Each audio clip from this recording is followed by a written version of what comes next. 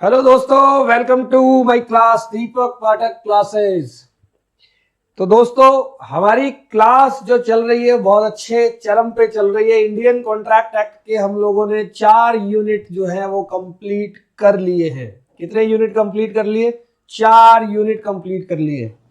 आज मैंने आप लोगों को वादा किया था कि मैं आप लोगों के लिए स्टार्ट करूंगा चैप्टर जिसका नाम है ब्रीच ऑफ कॉन्ट्रैक्ट।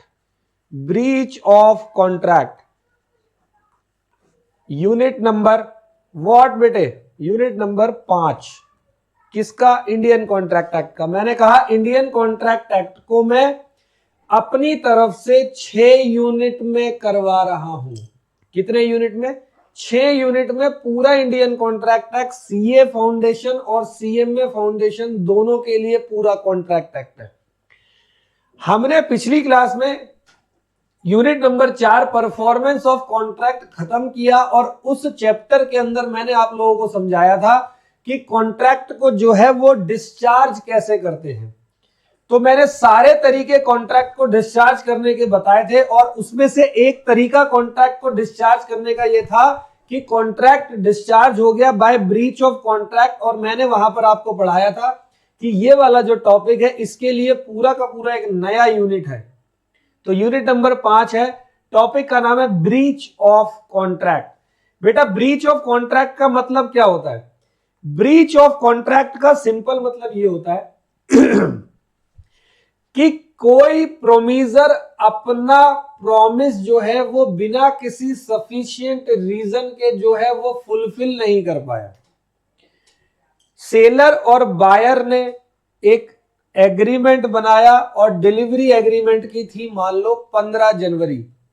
एग्रीमेंट बनकर तैयार और सेलर ने प्रॉमिस किया कि मैं डिलीवरी करूंगा 15 जनवरी को। लेकिन 15 जनवरी को सेलर मना कर देता है कि नहीं भाई, मेरे बस की नहीं है डिलीवरी करना। इसका मतलब सेलर जो कॉन्ट्रैक्ट बनाया हुआ है उस कॉन्ट्रैक्ट को ब्रीच कर रहा है। ब्रीच का मतलब होता है तोड़ना। क्या करना बेटे? तोड़ना। तो हम ये जो चैप्टर पढ़ रहे हैं इस चैप्टर को हम बोलते हैं ब्रीच ऑफ कॉन्ट्रैक्ट। क्या बोलते हैं बेटा? Breach of contract. और ब्रीच ऑफ कॉन्ट्रैक्ट का मतलब ये जो प्रोमीजर है, प्रोमीजर जो है वो फेल हो गया, fails to perform without any sufficient reason। तो बेटा इस चैप्टर को हम पढ़ेंगे। चैप्टर का नाम ब्रीच ऑफ कॉन्ट्रैक्ट। मैंने बताया ब्रीच ऑफ कॉन्ट्रैक्ट मतलब फेल्स टू परफॉर्मेंस ऑफ प्रोमीजर, और प्रोमीजर ने परफॉर्म करने से मना कर दिया बिना किसी सफिशिएंट रीजन के। इस चैप्टर की हम बात करेंगे। बेटा ब्रीच ऑफ कॉन्ट्रैक्ट मतलब समझ में आया? ब्रीच मतलब तोड़ना। मेन चीज हमें ये पढ़नी है कि बेटे ब्रीच ऑफ कॉन्ट्रैक्ट के जो है वो टाइप्स कौन कौन से होते हैं। ब्रीच ऑफ कॉन्ट्रैक्ट के टाइप्स कौन कौन से होते हैं, तो ध्यान से सुनना बेटा। ब्रीच ऑफ कॉन्ट्रैक्ट 2 तरीके से होते हैं। ब्रीच ऑफ कॉन्ट्रैक्ट के 2 तरीके होते हैं। एक होता है एक्चुअल ब्रीच ऑफ कॉन्ट्रैक्ट, एक होता है एंटीसिपेटरी ब्रीच ऑफ कॉन्ट्रैक्ट। क्या बोला बेटा मैंने बोला एक होता है एक्चुअल ब्रीच ऑफ कॉन्ट्रैक्ट और एक होता है anticipatory breach of contract. Anticipatory का मतलब होता है बेटे अनुमान लगाना। क्या लगाना? अनुमान लगाना। एक्चुअल ब्रीच ऑफ कॉन्ट्रैक्ट और anticipatory breach of contract 2 type के ब्रीच ऑफ कॉन्ट्रैक्ट है। दोनों ही ब्रीच ऑफ कॉन्ट्रैक्ट आपको 1 मिनट में समझा दूंगा। मान लो एग्जाम्पल नंबर 1, एक सेलर है और एक बायर है। सेलर और बायर के बीच में कोई एग्रीमेंट हुआ जिस एग्रीमेंट के अंदर सेलर ने प्रॉमिस किया कि मैं 15 जनवरी को माल की डिलीवरी दूंगा। बायर ने कहा ठीक है भाई, 15 जनवरी को माल की तू डिलीवरी दे दियो, मैं तुझे पेमेंट भी 15 तारीख को दे दूंगा। यानी कि यहां पर ड्यू डेट क्या है? 15 जनवरी की। 15 जनवरी को 9 बजे सुबह डिलीवरी का टाइम था और सेलर ने जो है सुबह 9 बजे डिलीवरी करने से ठीक 15 तारीख को सुबह 9 बजे जब डिलीवरी का टाइम आ गया उस समय सेलर बायर के सामने आकर हाथ खड़ा कर देता कि नहीं भैया मेरे बस की नहीं है, मैं परफॉर्मेंस नहीं कर सकता। मतलब उस सेलर ने ड्यू डेट पर, ऑन ड्यू डेट, अपनी परफॉर्मेंस को ऑन ड्यू डेट क्या कर दिया, ब्रीच कर दिया। आ रही है मेरी बात समझ में? इसको बोलते हैं actual breach of contract. Actual breach of contract का मतलब प्रोमीजर ने ड्यू डेट पर, मतलब जिस समय परफॉर्मेंस करनी है उस समय मना किया कि भैया अपने बस की नहीं है परफॉर्मेंस करना, आप देख लो कहीं और से। तो ऐसी सिचुएशन में, इस सिचुएशन को हम बोलते हैं एक्चुअल ब्रीच ऑफ कॉन्ट्रैक्ट। और बेटा एंटीसिपेटरी ब्रीच ऑफ कॉन्ट्रैक्ट क्या होता है? एंटीसिपेटरी ब्रीच ऑफ कॉन्ट्रैक्ट का मतलब होता है कि यहां पर सेलर को, सेम सिचुएशन है, डिलीवरी है 15 जनवरी की, सेलर बायर के बीच में एग्रीमेंट बना है और डिलीवरी 15 जनवरी की है, वैलिड एग्रीमेंट है, मतलब कॉन्ट्रैक्ट बना है। 11 जनवरी को सेलर को ऐसा लगता है कि यार मुझे लगता है कि मैं इस आदमी को, बायर को डिलीवरी जो है वो नहीं कर पाऊंगा। यानी कि 11 जनवरी को ही, डिलीवरी की ड्यू डेट 15 जनवरी है, लेकिन 11 जनवरी को ही, मतलब ड्यू डेट से पहले, परफॉर्मेंस की डेट से पहले सेलर क्या कर देता है, बायर को, या प्रोमीजर कह लो, प्रोमीजर जो है वो प्रोमीजी को बोलता है कि भाई मेरे बस की नहीं है, मैं 15 तारीख को परफॉर्मेंस नहीं कर पाऊंगा। इस सिचुएशन को बोलते हैं हम एंटीसिपेटरी ब्रीच ऑफ कॉन्ट्रैक्ट। इसका मतलब इस एंटीसिपेटरी ब्रीच ऑफ कॉन्ट्रैक्ट के अंदर before due date, due date से पहले प्रोमीजर मना कर देता है। तो बेटा दोनों में फर्क क्या है? नुकसान तो दोनों ही केस में हो रहा है ना, नुकसान दोनों ही केस में हो रहा है। इस केस में ड्यू डेट पे मना किया, ड्यू डेट पर ब्रीच करा कॉन्ट्रैक्ट, और इस केस में ड्यू डेट से पहले ब्रीच किया, ड्यू डेट से पहले ब्रीच किया। बात समझ में आ रही है? तो इसको बोलते हैं types of breach of contract. Breach of contract का मतलब समझ में आया, जब प्रोमीजर अपने प्रॉमिस को परफॉर्म करने से मना कर दे, परफॉर्म करने से मना करे, तोड़ दे बिना किसी सफिशिएंट रीजन के, तो फिर इसको बोलते हैं ब्रीच ऑफ कॉन्ट्रैक्ट। कितने टाइप के होते हैं बेटे? 2 टाइप के ब्रीच ऑफ कॉन्ट्रैक्ट होते हैं। एक को हम बोलते हैं एक्चुअल ब्रीच ऑफ कॉन्ट्रैक्ट और दूसरे को हम बोलते हैं anticipatory breach of contract. Actual breach of contract कौन सा कॉन्ट्रैक्ट होता है? जिसके अंदर ड्यू डेट के लिए, ड्यू डेट के दिन प्रोमीजर मना करता है, और एंटीसिपेटरी का मतलब होता है प्रोमीजर ड्यू डेट से पहले ही मना कर देता है। तो बेटा एक्चुअल ब्रीच ऑफ कॉन्ट्रैक्ट के अंदर जिसको मना किया, बेटा वो पार्टी कौन सी हो गई? एग्रीव्ड पार्टी हो गई या नहीं हो गई? एग्रीव्ड हो गई या नहीं हो गई? भाई जिसका नुकसान हो रहा है उसको एग्रीव्ड पार्टी बोलते हैं। तो aggrieved party, actual breach of contract में एग्रीव्ड पार्टी क्या करेगी? ये एग्रीव्ड पार्टी ड्यू डेट पे मना किया तो पक्की बात है ड्यू डेट के बाद एक्शन लेगी। किस पर? डिफेंडेंट पार्टी पर, मतलब जिस पार्टी ने कॉन्ट्रैक्ट को ब्रीच किया है। लेकिन एंटीसिपेटरी ब्रीच ऑफ कॉन्ट्रैक्ट में एग्रीव्ड पार्टी पे ऑप्शन है कि या तो जिस दिन मना किया उसी दिन लीगल एक्शन ले ले, या वो वेट करे टिल ड्यू डेट का और उसके बाद लीगल एक्शन ले। मेरे कहने का मतलब समझ में आया? देखो भाई, प्रोमीजर ने दोनों ही केस में परफॉर्म करने से मना कर दिया है। एक्चुअल ब्रीच ऑफ कॉन्ट्रैक्ट में मना किया ड्यू डेट पर, तो एग्रीव्ड पार्टी क्या करेगी? एग्रीव्ड पार्टी एक्शन लेगी, और पक्की बात है ड्यू डेट के बाद ही एक्शन लेगी, आफ्टर ड्यू डेट। दूसरे केस में एंटीसिपेटरी ब्रीच ऑफ कॉन्ट्रैक्ट में एग्रीव्ड पार्टी पे 2 ऑप्शन है। या तो वो उसी समय, यानी कि उस एग्जांपल की बात करें तो 11 जनवरी को ही सेलर के अगेंस्ट में बायर लीगल एक्शन ले लेगा, या बायर पे एक और ऑप्शन है कि वो 15 जनवरी यानी कि ड्यू डेट का वेट करे और ड्यू डेट के बाद वो क्या करे? लीगल एक्शन ले ले। मेरी बात को समझ में आ रही है? ड्यू डेट के बाद वो क्या करे? लीगल एक्शन ले ले। तो ऐसी सिचुएशन में अब आप लोगों के लिए प्रश्न ये है कि यहां पर इन दोनों सिचुएशन में राइट तो है, अधिकार तो है एग्रीव्ड पार्टी पे डिफेंडेंट पार्टी के खिलाफ, जिसने कॉन्ट्रैक्ट को ब्रीच किया है उसके अगेंस्ट में वो लीगल एक्शन ले सकता है। तो क्वेश्चन है कि भैया क्या लीगल एक्शन लेगा, मतलब कौन कौन से राइट्स अवेलेबल हैं किसके पास, एग्रीव्ड पार्टी के पास। समझ में आ रही बात? तो हम लोग यही टॉपिक पढ़ रहे हैं। मैं आपको ब्रीच ऑफ कॉन्ट्रैक्ट पढ़ा रहा हूं, ब्रीच ऑफ कॉन्ट्रैक्ट की मीनिंग और ब्रीच ऑफ कॉन्ट्रैक्ट के टाइप्स में आपको पढ़ा चुका हूं। अब मैं आपको ये बता रहा हूं तीसरा पॉइंट, पहला मीनिंग, दूसरा टाइप, तीसरा पॉइंट ये है कि rights available with aggrieved party. तो बेटा जिसको मना किया परफॉर्मेंस करने से उस पार्टी का नुकसान हो गया, और जिस पार्टी का नुकसान होता है उसको एग्रीव्ड पार्टी कहते हैं। तो एग्रीव्ड पार्टी पे क्या क्या राइट्स अवेलेबल है? तो सबसे पहला पॉइंट बेटा, एग्रीव्ड पार्टी क्या करेगा, सबसे पहले तो वो कॉन्ट्रैक्ट को कैंसल करेगा। इसको बोलते हैं right to rescind the contract, RESCIND। इसका मतलब होता है cancel, right to rescind the contract. मतलब कि ये एग्रीव्ड पार्टी है, ये डिफेंडेंट पार्टी है।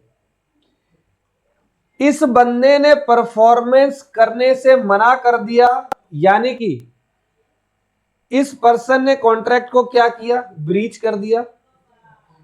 तो ऐसी सिचुएशन में इसने ब्रीच किया और नुकसान हुआ ए को, तो ए को हम बोलते हैं एग्रीव्ड पार्टी।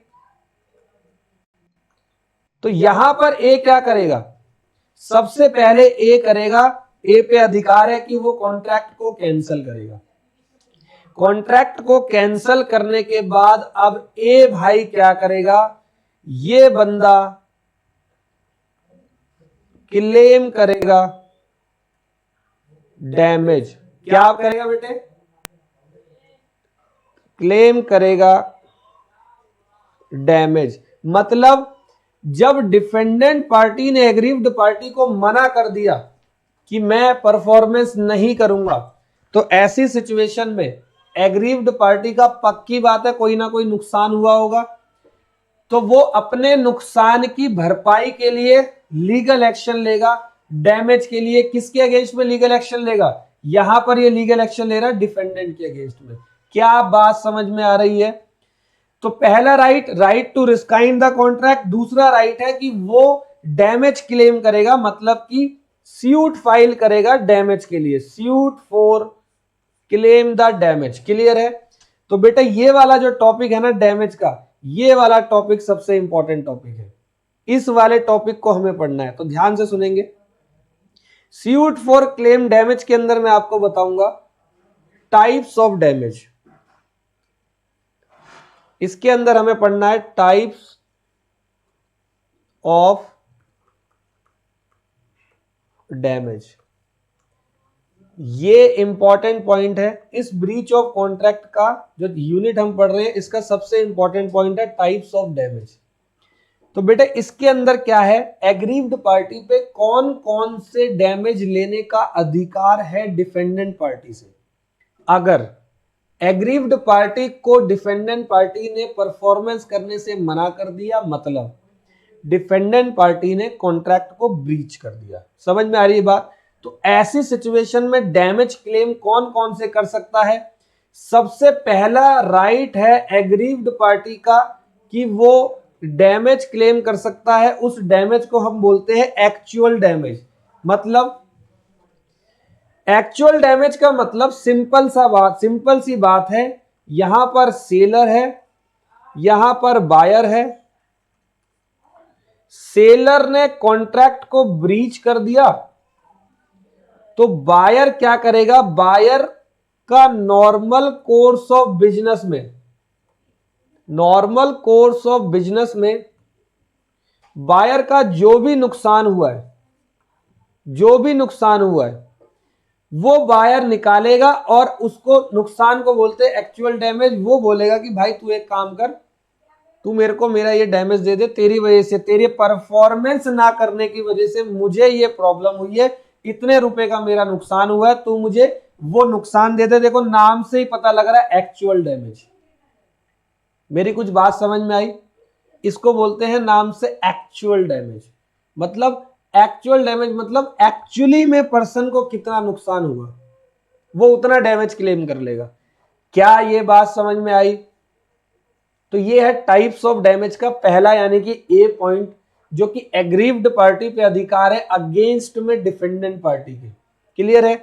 ए पॉइंट के बाद यानी कि टाइप्स ऑफ डैमेज के बाद, अभी खत्म नहीं हुआ, अभी ये शुरू हुआ है टाइप्स ऑफ डैमेज।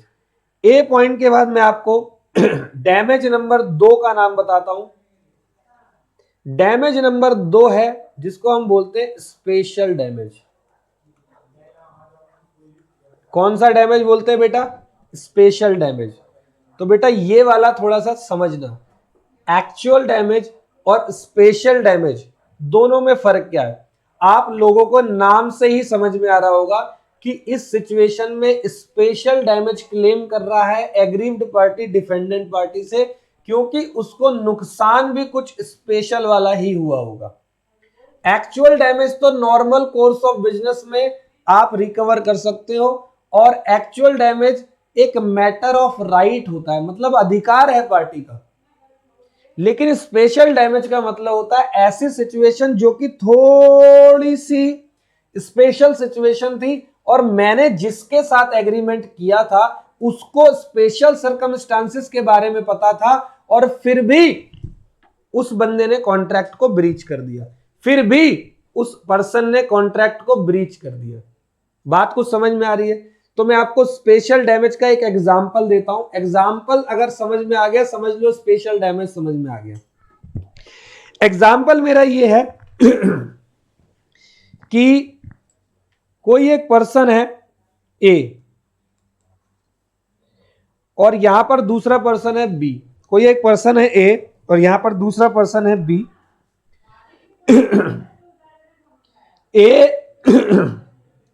ए ने बी को ये बोला कि भाई मुझे 1000 टन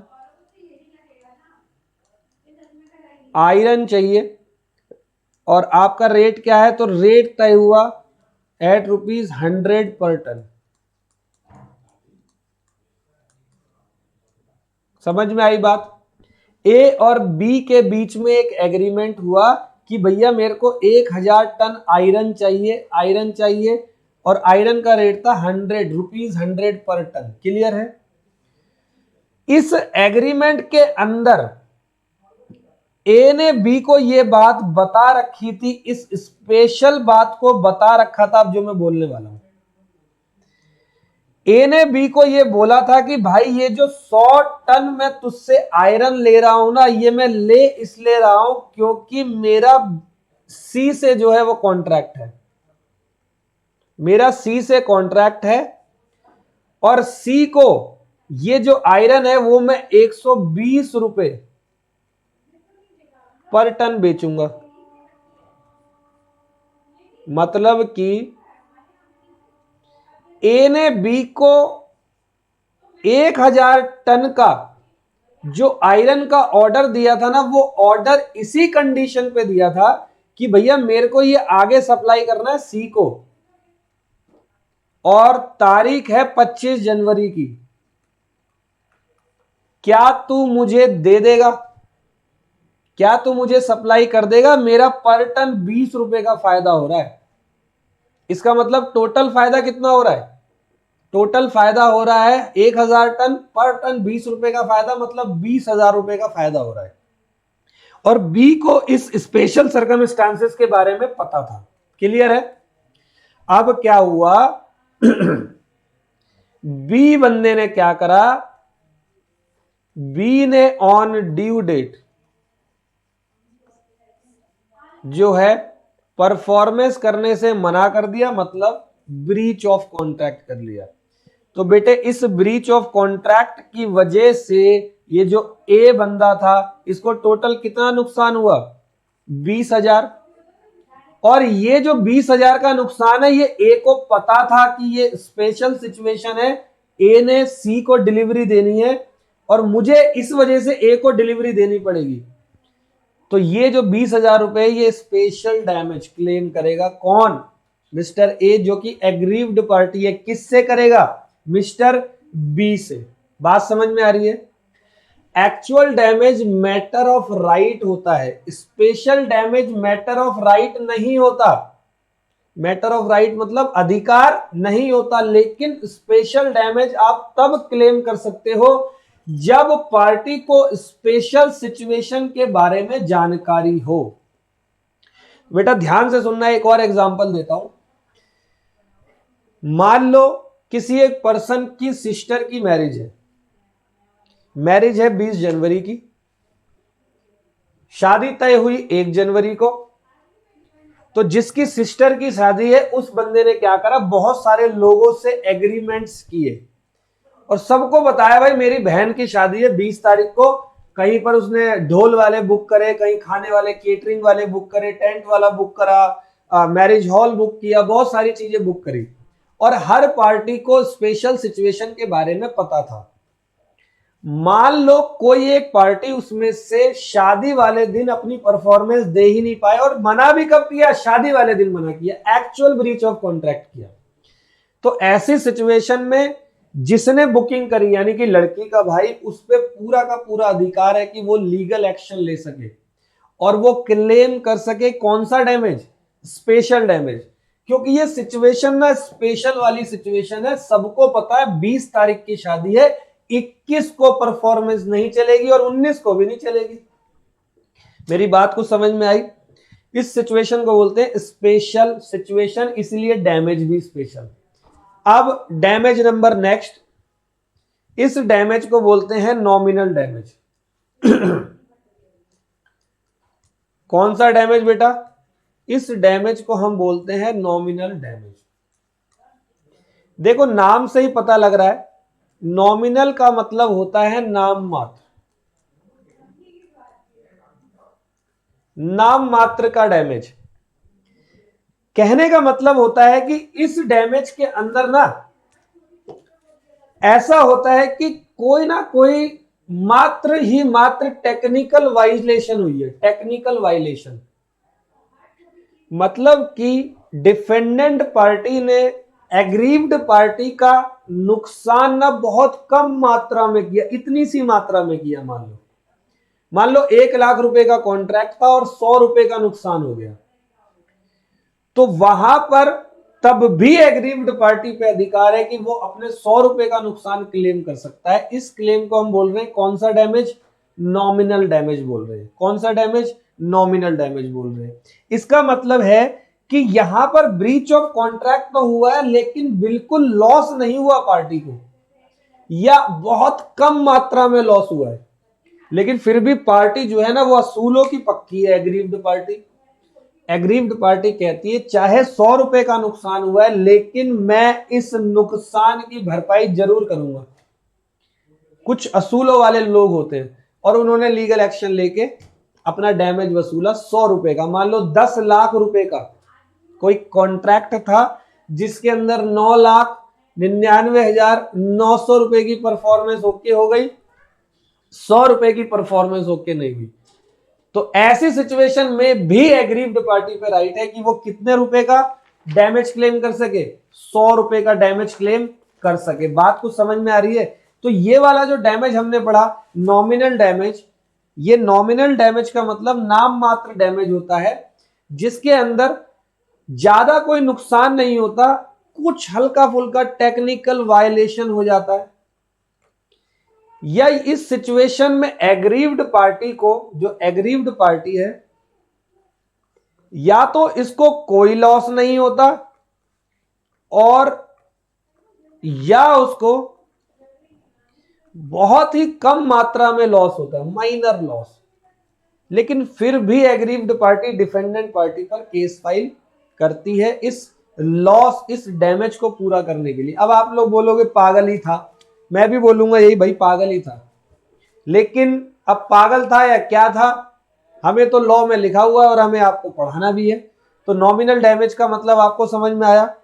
तो अभी तक हम पढ़ रहे हैं ब्रीच ऑफ कॉन्ट्रैक्ट का टॉपिक, और ब्रीच ऑफ कॉन्ट्रैक्ट में मैंने आपको ये बताया ब्रीच ऑफ कॉन्ट्रैक्ट होते हैं हमारे 2 टाइप के। ब्रीच ऑफ कॉन्ट्रैक्ट का मतलब होता है कॉन्ट्रैक्ट की परफॉर्मेंस को पूरा करने से मना कर दिया है प्रोमीजर ने, इसको ब्रीच ऑफ कॉन्ट्रैक्ट बोलते हैं। ब्रीच ऑफ कॉन्ट्रैक्ट दो टाइप के हो गए, एक एक्चुअल ब्रीच ऑफ कॉन्ट्रैक्ट और एक anticipatory breach of contract. Actual breach of contract का मतलब होता है ऐसे ब्रीच ऑफ कॉन्ट्रैक्ट जो कि ड्यू डेट वाले दिन करते हैं, ऑन द स्पॉट मना किया ड्यू डेट पर। ऐसे में एग्रीव्ड पार्टी पे क्या राइट है, वो ड्यू डेट के बाद लीगल एक्शन लेगी। एंटीसिपेटरी ब्रीच ऑफ कॉन्ट्रैक्ट में ड्यू डेट से पहले ही मना कर दिया कि भैया मेरे पास की नहीं है, मैं नहीं कर पाऊंगा परफॉर्मेंस, तो ऐसी सिचुएशन में एग्रीव्ड पार्टी पे दो अधिकार है, वो ड्यू डेट का इंतजार कर सकती है या उसी दिन भी लीगल एक्शन ले सकती है। अब लीगल एक्शन कैसे ले, क्या क्लेम करे, क्या अधिकार है एग्रीव्ड पार्टी पे? पहला अधिकार है राइट टू क्लेम, क्या sorry right to rescind the contract. Rescind का मतलब होता है कैंसिल करना कॉन्ट्रैक्ट को, क्या होता है, कैंसिल करना।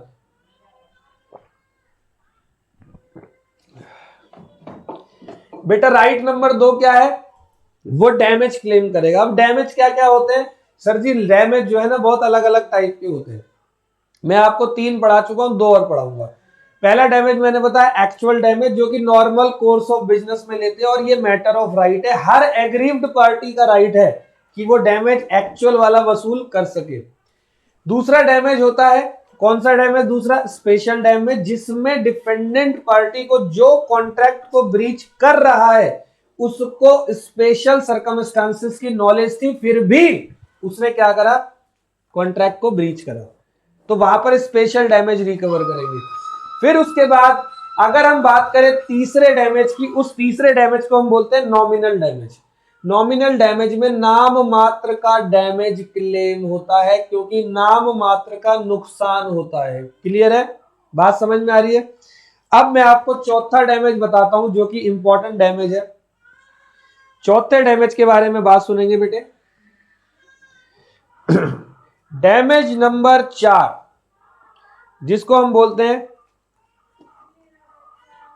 एग्जेम्पलरी डैमेज, या इसको ना हम विंडिक्टिव डैमेज भी कहते हैं। कौन सा डैमेज बेटे, एग्जेम्पलरी डैमेज, या इसको विंडिक्टिव डैमेज भी कहते हैं, या इसको पनिटिव, पनिटिव मतलब होता है पनिशमेंट, पनिटिव डैमेज भी कहते हैं। तो ये 3 नाम मैंने आपको बताए हैं, ये इंपॉर्टेंट पॉइंट है जो हम अभी पढ़ रहे हैं।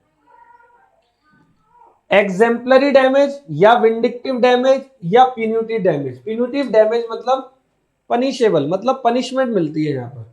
बेटा ये जो डैमेज होता है ना, इस डैमेज में कोर्ट जो है ना वो एग्रीव्ड पार्टी को दिलवाता है डैमेज, और एग्रीव्ड पार्टी को दिलवाता है किससे, डिफेंडेंट पार्टी से।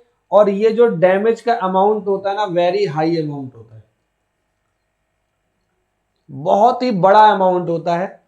और कोर्ट यहां पर क्या करता है, सेट करता है examples for other, set an example for others. मतलब कोर्ट क्या करता है, वो इतना higher amount of damage claim करवाता है, डिफेंडेंट से बोलता है कि आप उसको हाइयर अमाउंट डैमेज दो एग्रीव्ड पार्टी को, ताकि भविष्य में कोई दूसरे लोग इस तरह की गलती ना करे।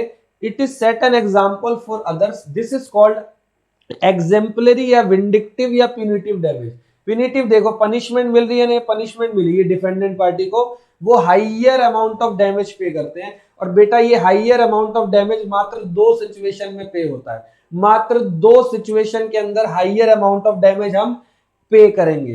तो सिचुएशन क्या है बेटा, सिचुएशन ऐसी है, अगर ये 2 सिचुएशन हो गई, मतलब इन 2 जगहों पर डिफेंडेंट पार्टी ने कॉन्ट्रैक्ट को ब्रीच किया है।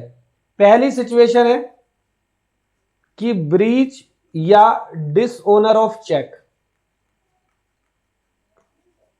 एक चेक डिसओनर के केस में। अब आप खुद ही सोचो, किसी पर्सन को 2 लाख रुपए का चेक दिया किसी ने और बोला कि भैया बैंक में डाल देना 2 दिन बाद, तो जब चेक रिसीव होता है ना, तो चेक रिसीव होते ही पर्सन की खुद की भी बहुत सारी लाइबिलिटी होती है। वो बहुत सारे लोगों को बोल देता है कि आप, मेरा चेक आ चुका है, मैं आपको पैसे दूंगा, मैं आपको पैसे दूंगा, मैं आपको पैसे दूंगा ड्यू डेट पे। अब मान लो उसने चेक को बैंक में डाला और वो चेक हो गया डिसओनर। अब ऐसी सिचुएशन में भैया वहां से चेक तो डिसऑनर हो गया, पेमेंट तो मेरी गई गई, साथ में मैंने जो आगे लोगों को वादे कर दिए वो भी टूट गए, मैं तो बन गया झूठा। तो इस सिचुएशन में चेक डिसओनर का सिचुएशन जो है ना, वो बहुत इंपॉर्टेंट सिचुएशन है और बहुत क्रिटिकल सिचुएशन है, जहां पर कोर्ट भी ये बात बोलता है कि अगर आपने चेक को डिसऑनर किया तो हम लोग डिफेंडेंट पार्टी पे higher amount of damage charge करेंगे। तो एक तो डिसऑनर ऑफ द चेक और एक दूसरा है ब्रीच ऑफ मैरिज एग्रीमेंट। बेटा ये ध्यान से सुनना, ब्रीच ऑफ कौन सा एग्रीमेंट? Marriage agreement. मैरिज का मतलब क्या होता है? शादी। मैरिज मतलब शादी। शादी का एग्रीमेंट हुआ और वो शादी का एग्रीमेंट जो है वो ब्रीच हो गया। ब्रीच मतलब तोड़ना। इसको थोड़ा सा समझाता हूं। ऐसा हुआ कि भैया एक माता पिता लड़की वालों से मिले, शादी की सारी बातें करी, सारी बातें हो गई। मैं नॉर्मल लाइफ की एक बात बताता हूं, ऐसे ही जनरल, किसी का कोई किस्सा नहीं है, नॉर्मल ऐसे ही मैंने देखा है, सुना है, टीवीओ में देखा हुआ है। जनरली क्या होता है, पर्सन जो होता है वो लड़की को जो है ना वो चेक के रूप में देखता है। चेक चेक कि लड़की आएगी और दहेज लेकर आएगी। हमारा बेटा क्या कितना पढ़ा है? हमारा बेटा इंजीनियर है, हमारा बेटा चार्टर्ड अकाउंटेंट है, हमारा बेटा फलाना है। और इसके अकॉर्डिंग, डिग्री के अकॉर्डिंग जो है वो कीमत तय होती है मार्केट में। आजकल तो ये ट्रेंड थोड़ा सा कम हुआ है, खासकर सिटीज में कम हुआ है, लेकिन बाहर के आज भी कई जगहों पर, गांव देहातों में ये सारे काम होते हैं। अब मान लो क्या हुआ, एक फादर है लड़के का, उसने लड़की के फादर से जो है शादी की बात सारी हो गई, तय हो गई।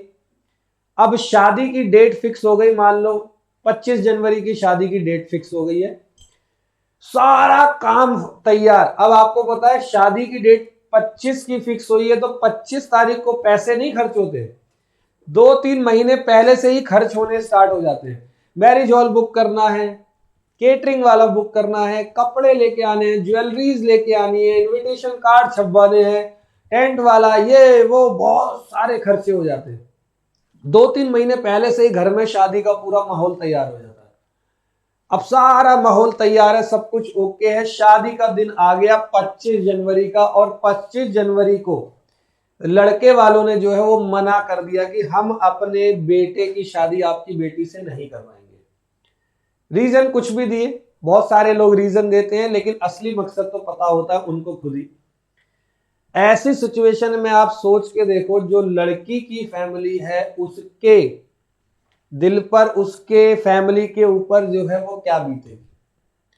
उन्होंने तो एग्रीमेंट तोड़ दिया, खासकर ये वाला एग्रीमेंट ब्रीच ऑफ कॉन्ट्रैक्ट हुआ, वो भी actual breach of contract. Due date पे मना कर दिया, शादी की डेट थी उस दिन मना कर दिया, हम शादी नहीं करेंगे। तो बेटा ये जो सिचुएशन है ना, ये बहुत क्रिटिकल सिचुएशन है, और इस क्रिटिकल सिचुएशन के अंदर जो कोर्ट जो है वो कौन सा डैमेज क्लेम करवाता है? ये कोर्ट इस क्रिटिकल सिचुएशन में एग्जेम्पलरी डैमेज क्लेम करवाता है, और कोर्ट बोलता है कि भैया हाइयर अमाउंट ऑफ डैमेज दो लड़की वालों को। हमें नहीं पता मना क्यों किया आपने, पहले हाँ क्यों करी थी। और खासकर एक्चुअल ब्रीच ऑफ कॉन्ट्रैक्ट वालों की तो फिर कोर्ट बैंड बजाता है, इसको हम एग्जेम्पलरी डैमेज बोलते हैं। समझ में आई बात? तो बहुत सारी जगहों पर ये सिचुएशन देखने को मिलती है। एग्जेम्पलरी डैमेज क्या आप लोगों को समझ में आ गया? अब बेटे मैं आपको एक लास्ट डैमेज बताऊंगा जिसको हम बोलते हैं लिक्विडेटेड डैमेज। कौन सा डैमेज? Liquidated damage. बेटा लिक्विडेटेड डैमेज का मतलब ये होता है, देखो लिक्विडेशन का मतलब क्या होता है? लिक्विडेशन का मतलब होता है खत्म होना, आप लोगों को पता भी होगा। लिक्विडेशन का मतलब होता है खत्म होना, और यहां पर लिक्विडेटेड डैमेज का मतलब ये है कि जो कॉन्ट्रैक्टिंग पार्टी है ना, जो कॉन्ट्रैक्टिंग पार्टी है, मान लो ए है और बी है, ये कॉन्ट्रैक्ट को बनाते वक्त ही एडवांस में फिक्स कर लेते हैं अमाउंट ऑफ डैमेज। मतलब कि ए और बी है, ए ने बोला भाई अगर मैं परफॉर्म नहीं कर पाया तो 10,000 रुपए मैं दूंगा, अगर तू परफॉर्म नहीं कर पाया तो 10,000 रुपए तू देगा। इसको बोलते हैं लिक्विडेटेड डैमेज। मतलब ऐसा डैमेज जो कॉन्ट्रैक्टिंग पार्टी खुद ही अमाउंट एडवांस में क्या कर लेती है, फिक्स कर लेती है। बात समझ में आ रही है? इसको लिक्विडेटेड डैमेज बोलते हैं। लिक्विडेटेड मतलब होता है कि अगर कॉन्ट्रैक्ट की फुलफिलमेंट नहीं हो पाती है किसी पार्टी से तो वो लोग क्या करेंगे, वो डैमेज का अमाउंट ये वाला इतना अमाउंट जो है वो देंगे। इसको बोलते हैं जेन्युइन अमाउंट वो लोग फिक्स करते हैं। ये नहीं कि करोड़ रुपए देगा तू डैमेज, जितना नुकसान हो सकता है उस कॉन्ट्रैक्ट के ब्रीच होने से, उस कॉन्ट्रैक्ट के तोड़ने से, उतने अमाउंट ऑफ डैमेज को वो एडवांस में फिक्स कर लेते हैं। और ये जेन्युइन और रीजनेबल होता है और ये वेरी करता है party to party, contract to contract. समझ में आ गई बात? कुछ बच्चे कहते हैं कि सर ये लिक्विडेटेड डैमेज पेनल्टी की तरह लगता है। किसकी तरह लगता है? पेनल्टी की तरह लगता है। पेनल्टी तो बेटा पेनल्टी अलग होती है। लिक्विडेटेड डैमेज के अंदर पार्टी की जो इंटेंशन होती है ना, वो सिर्फ अपना नुकसान रिकवर करने की होती है।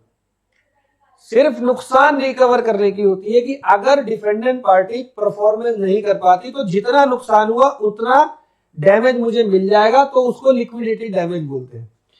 और जो पेनल्टी होती है बहुत हैवी अमाउंट डाल देते हैं। वो पहले से लिख देते हैं अगर तू ये नहीं कर पाया तो 5 लाख रुपए तेरा जो है डैमेज है, सॉरी पेनल्टी है तेरे ऊपर। इसके अंदर पेनल्टी रखने का मकसद ये होता है कि वो ये चाहते हैं कि पार्टी कॉन्ट्रैक्ट को ब्रीच करे ही ना। पार्टी कॉन्ट्रैक्ट को ब्रीच करे ही ना मतलब कि पेनल्टी के अंदर पार्टी इंश्योर करती है परफॉर्मेंस, कि परफॉर्मेंस हो जाए। लेकिन लिक्विडेटेड में पार्टी की जो इंटेंशन होती है वो इंश्योर करने की होती है रिकवरी ऑफ डैमेज। क्या बात समझ में आ रही है? तो लिक्विडेटेड डैमेज और पेनल्टी के अंदर ये फर्क है। पेनल्टी में पार्टी की जो इंटेंशन होती है ना, वो होती है परफॉर्मेंस को इंश्योर करने की, और पेनल्टी का अमाउंट कुछ भी होता है। कुछ भी मतलब कुछ भी, बहुत हाइयर अमाउंट है, रीजनेबल नहीं है कोई भी अमाउंट। लेकिन लिक्विडेटेड डैमेज में जो डैमेज का अमाउंट फिक्स होता है एडवांस में, वो रीजनेबल डैमेज का अमाउंट फिक्स होता है। क्या बात समझ में आ रही है? मैं आपको एग्जांपल देता हूं लिक्विडेटेड डैमेज का, कि मान लो ए और बी के बीच में एक एग्रीमेंट हुआ है। ए का एक घर है और ए ने बी को ये बोला, ए का एक घर है कि भैया मैं, बी और ए के बीच में एग्रीमेंट ये हुआ कि ए का एक घर है जो कि बिल्डर है और वो पोजीशन घर की देने वाला बी को। बी ने उस घर को खरीद लिया। ए ने बी को बोला कि मैं 6 महीने के अंदर पोजीशन दे दूंगा। कितने महीने में? 6 महीने में। अब क्या हुआ, बी को 6 महीने के अंदर अपने घर की जो है वो पोजीशन नहीं मिली। इसकी वजह से बी कहीं और रह रहा है रेंट पे, उसको रेंट देना पड़ रहा है, मान लो 15,000 रुपए एक महीने का। तो इस सिचुएशन में ये लिक्विडेटेड डैमेज वो एडवांस में फिक्स कर लेंगे ए और बी। एग्रीमेंट बनाते वक्त बी ए से बोल देगा कि भाई 6 महीने में पोजीशन दे दियो, अगर नहीं देगा तो उसके बाद हर महीने 15,000 रुपए का किराया तू भरेगा, मैं नहीं भरूंगा। मतलब कि डैमेज का अमाउंट जो है मुझे जो डैमेज हो रहा है वो अमाउंट में रिकवर कर लूंगा। इसको लिक्विडेटेड डैमेज बोलते हैं। क्लियर है? और पेनल्टी के अंदर कोई भी अमाउंट पहले से फिक्स कर लेते हैं जो कि वेरी हाई अमाउंट होता है। This is the difference between liquidated damage and penalty. Liquidated damage के अंदर एडवांस में डैमेज का अमाउंट फिक्स होता है, बस ये सोचकर कि बस रिकवरी हो जाए मेरे डैमेज की, अगर मुझे कोई नुकसान होता है, और जेन्युइन अमाउंट फिक्स होता है, जितना नुकसान होगा उतना। क्लियर है? तो ये बात मैंने आपको बताई। अभी हम लोगों ने लिक्विडेटेड डैमेज पढ़ा है। मैं आपको पढ़ा रहा हूं एग्रीव्ड पार्टी पे कौन कौन से अधिकार है अगेंस्ट किसके? डिफेंडेंट पार्टी के। तो अधिकार नंबर 1 था right to rescind the contract. अधिकार नंबर 1 था right to rescind the contract. अब अधिकार नंबर 2 था right to claim damage. Damage कौन कौन से है बेटा? एक्चुअल डैमेज है, एक्चुअल डैमेज के बाद दूसरा डैमेज मैंने कौन सा बताया आप लोगों को? Special damage. तीसरा डैमेज नॉमिनल डैमेज। चौथा डैमेज एग्जेम्पलरी और विंडिक्टिव डैमेज और प्यूनिटिव डैमेज भी बोलते हैं, और लास्ट डैमेज था लिक्विडेटेड डैमेज। अब तीसरा अधिकार, अधिकार नंबर 3, राइट नंबर 3। तो बेटे राइट नंबर 3 ये है,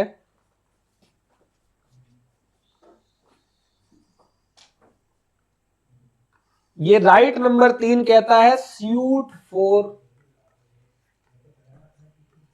स्पेसिफिक परफॉर्मेंस।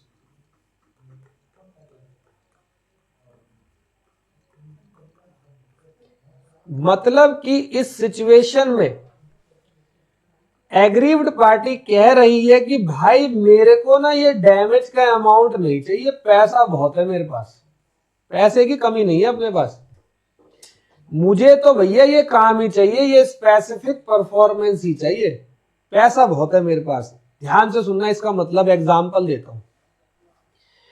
एग्जाम्पल यहां पर ये देता हूं कि मान लो कोई एक पर्सन है रमेश नाम का, और इसका ना लक्की नंबर है 21, इसका लक्की नंबर है 21।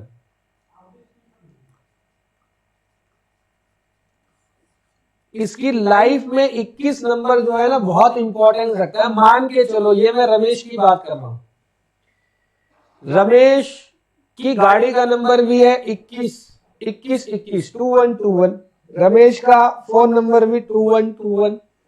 एग्जाम्पल दे रहा हूं नॉर्मल।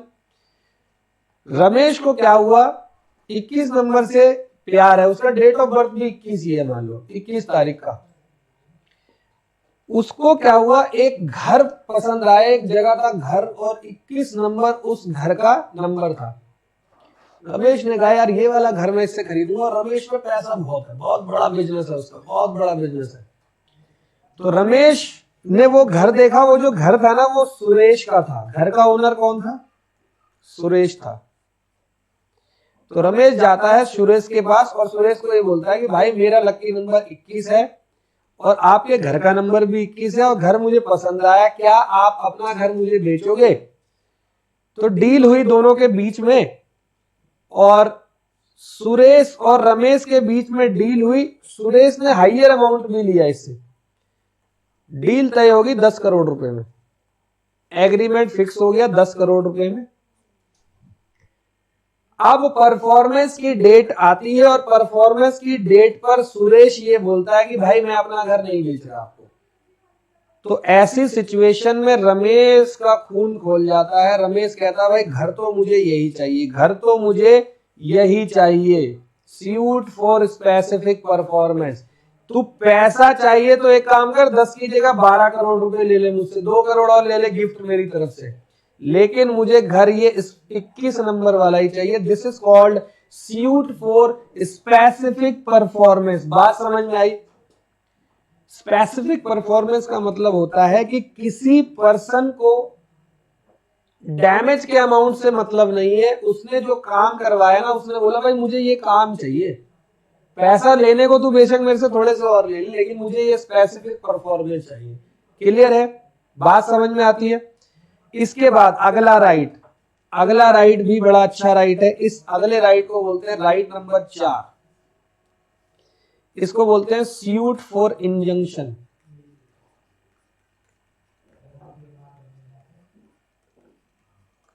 क्या बोलते हैं बेटा? Suit for injunction. बेटा इंजंक्शन का मतलब होता है स्टे ऑर्डर लगाना। क्या लगाना? स्टे ऑर्डर लगाना। स्टे ऑर्डर का मतलब क्या होता है? रोक लगाना, स्टे लगाना किसी के ऊपर। सपोज करो कि कोई फिल्म स्टार है ऋतिक रोशन, और ऋतिक रोशन ने 1 साल के लिए कॉन्ट्रैक्ट किया बाहुबली के डायरेक्टर एस राजामौली के साथ कि इस 1 साल तक मैं सिर्फ आपके पास काम करूंगा, आपके लिए काम करूंगा, आपकी फिल्म के लिए काम करूंगा और किसी प्रोजेक्ट पे नहीं जाऊंगा। और बहुत बड़ा प्रोजेक्ट था एसएस राजामौली के, आपको पता है ये बहुत सारे प्रोजेक्ट होते हैं उनके, बड़े करोड़ों में होते हैं। बाहुबली का डायरेक्टर है, तो दोनों में एग्रीमेंट साइन हो गया, करोड़ों रुपए का एग्रीमेंट था ऋतिक रोशन और एसएस राजामौली के बीच में। 3 महीने बीते और ऋतिक रोशन ने जाकर करण जौहर यानी कि धर्मा प्रोडक्शन से जाकर हाथ मिला लिया। उसने 1-2 फिल्में साइन कर दी कि हाँ भाई शूटिंग चालू करो।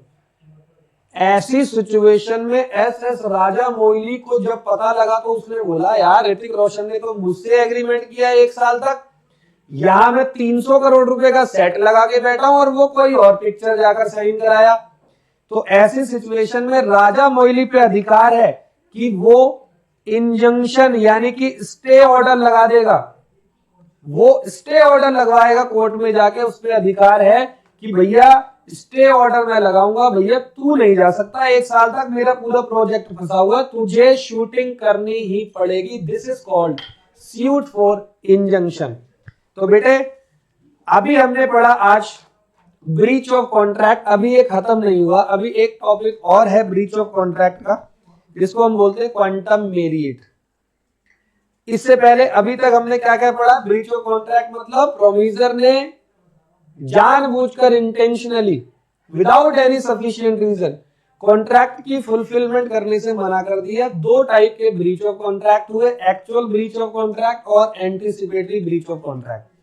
एक्चुअल ब्रीच ऑफ कॉन्ट्रैक्ट मतलब ऐसे ब्रीच ऑफ कॉन्ट्रैक्ट जिसमें ड्यू डेट पे मना किया प्रोमिसर ने। एंटीसिपेटरी ब्रीच ऑफ कॉन्ट्रैक्ट मतलब ऐसे ब्रीच ऑफ कॉन्ट्रैक्ट जिसमें ड्यू डेट से पहले मना किया। तो दोनों ही पार्टी में पहले एक्चुअल में एग्रीड पार्टी पे राइट है वो लीगल एक्शन ले ड्यू डेट के बाद, क्योंकि मना ही ड्यू डेट पे किया है। एंटीसिपेटरी में राइट है कि वो एक्शन ले ड्यू डेट से पहले भी या ड्यू डेट का वेट कर ले। राइट क्या क्या है? सबसे पहले तो वो कॉन्ट्रैक्ट को कैंसिल करेगा, फिर उसके बाद वो डैमेज क्लेम करेगा। अब डैमेज कौन कौन से होते हैं? या तो वो एक्चुअल डैमेज क्लेम करेगा या स्पेशल डैमेज। स्पेशल डैमेज और एक्चुअल डैमेज में फर्क क्या है? Actual damage matter of right है, special damage matter of right नहीं है। स्पेशल डैमेज में स्पेशल सिचुएशन की समझ, स्पेशल सिचुएशन की नॉलेज पहले ही होती है। नॉमिनल डैमेज, अरे नॉमिनल डैमेज ऐसा डैमेज जिसमें टेक्निकल वायलेशन हुआ, छोटा मोटा लॉस हुआ या लॉस ही नहीं हुआ। 10 लाख का कॉन्ट्रैक्ट है, 100 रुपए का नुकसान हो गया, फिर भी बंदा 100 रुपए के लिए क्लेम कर रहा है, तो कर ले कोई बात नहीं, तुझे 100 रुपए मिलेंगे। लिक्विडेटेड डैमेज मतलब ऐसा डैमेज जो फिक्स हो जाता है एडवांस में, दोनों पार्टी एडवांस में फिक्स कर लेती है। और पेनल्टी और लिक्विडेटेड डैमेज के अंदर बहुत बड़ा फर्क है। लिक्विडेटेड डैमेज में एडवांस में जो फिक्स होता है डैमेज का अमाउंट वो जेन्युइन होता है, पेनल्टी में कुछ भी जेन्युइन नहीं होता, उल्टा सीधा अमाउंट।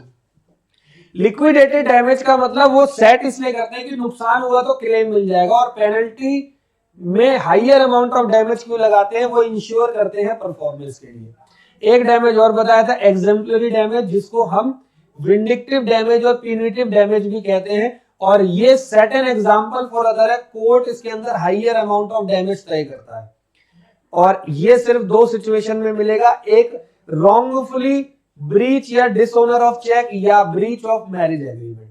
समझ में आई बात? इसके अलावा तीसरा राइट ये था कि वो उसको डैमेज नहीं चाहिए भाई, वो ये कह रहा पैसा बहुत है मेरे पास, मुझे तो ये स्पेसिफिक परफॉर्मेंस, जिस चीज के लिए कॉन्ट्रैक्ट बना मुझे इसकी परफॉर्मेंस करके दे, this is called specific performance. और लास्ट पॉइंट, चौथा पॉइंट था सूट फॉर इंजंक्शन। इस इंजंक्शन मतलब होता है स्टे ऑर्डर लगाना। ऋतिक रोशन का आपको एग्जांपल दिया, क्लियर है बेटा? तो ब्रीच ऑफ कॉन्ट्रैक्ट का ये वाला यूनिट, अभी थोड़ा सा हिस्सा और बचा हुआ है, क्वांटम मेरिट, अगली क्लास में करेंगे। और उसके बाद यूनिट नंबर 6 हमारा स्टार्ट होगा इंडियन कॉन्ट्रैक्ट एक्ट का, ठीक है? तब तक के लिए कोई डाउट होता है तो आप मुझसे डाउट पूछ सकते हैं। बहुत सारे बच्चों के मैसेजेस आ रहे हैं, बहुतों को मैं रिप्लाई भी कर रहा हूं, ऑलमोस्ट सबको मैं रिप्लाई करता हूं, सबके आंसर पहुंच रहे हैं आपके पास। और कोई भी और समस्या हो तो मुझे बताइएगा। नंबर आपके पास मेरा है ऑलरेडी, और आप मेरे डिस्क्रिप्शन से नंबर भी ले सकते हो ऑलमोस्ट, और मेरे नोट्स के अंदर भी नंबर लिखे हुए हैं। चलो ओके बेटा।